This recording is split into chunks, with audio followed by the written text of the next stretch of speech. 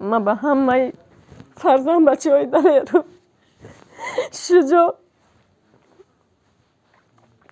همش بچه هم بودن آخی بعدای بچه همش اوچه جان گفته گپ میزدن رحمت همش خدا جانوری همش دراز کنم وای ما وطن نگاه میکنیم گفتن ما برای وطن جان میتیم گفتن رحمت همش ده. خدا جان همش در پناهش نگاه بداره فرزندای دلیر و شجاع فرزندای قهرمان خدا عمری 1000 ساله میته ما افتخار داریم که این فرزندای دلیر شجاع داریم. муродбек маҳмадқулов сарбозе аст ки дар ҳифзи ватан ҷон додааст. ӯ дар қисми низомии қошонҳои сарҳадии кумитаи давлатии амнияти миллии ҷумҳурии тоҷикистон ки дар шаҳри исфара ҷой гирифтааст адои хизмати ватан модар мекард. 4 моҳ монда буд ки муродбек хизмати ҳарбиро бо сари баланд ба анҷом расонида ба назди модар баргардад, вале тири душман нагузошт то модару писар ба орзуҳои хеш бирасанд. بچه دلیر بود بچم فقط میگفت که 4 ماه مونده اومدن موچه جان با مهدی اکو دو درود نشه میام خودم نگاه میکنم گفت که بچم به خاطر آوردن چیکار کنم شکر 1000 بار شکر.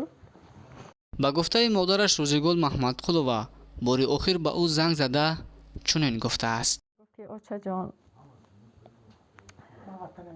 ما وطن نگاه میکنم اوچه جان ما شما را نگاه کردم شما نترسیده خوره ما برای وطن محافظت کرده ایستم اوچه جان.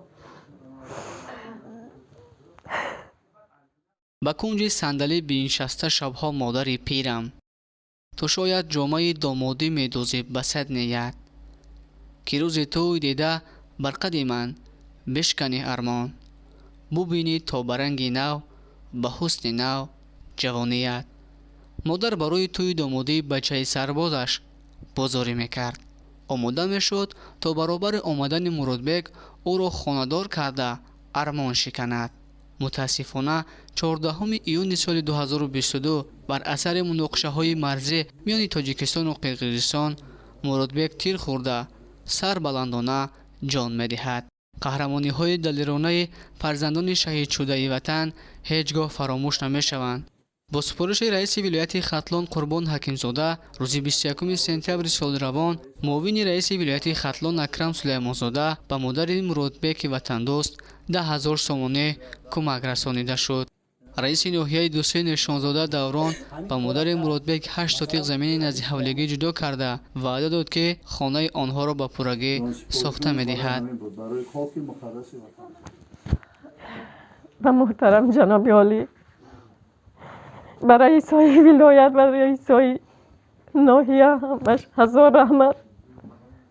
ما را سراغ میکنن آمده خبر میگیرن 1000 رحمت آمد. بهر قدردانی و پاس داشتن روح جوانمرد فدای وطن اینچنین بلند برداشتن حس وطن دوستی جوانان مؤسسه تحصیلات میانه عمومی رقم 33 جماعت دهات نوزمین به نام مورودبک محمدقلوف گذاشته می شود.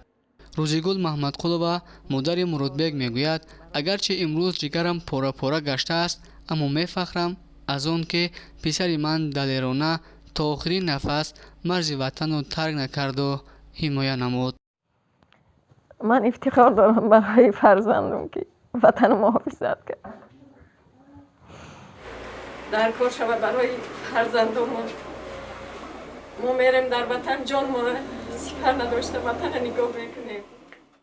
از نام اهل ایجاد روزنامه ختلان به مادر و پیوندان شیرمرد ملت مورودبک محمدقلوف اظهار تسلیت بیان نموده به مادر گفتنیم فرزند شما بود دیگر از همه خلق است. مورودبک فرزند همه فرد تاجیک و تاجیکستانی است. یادت بخیر مورودبک قهرمان.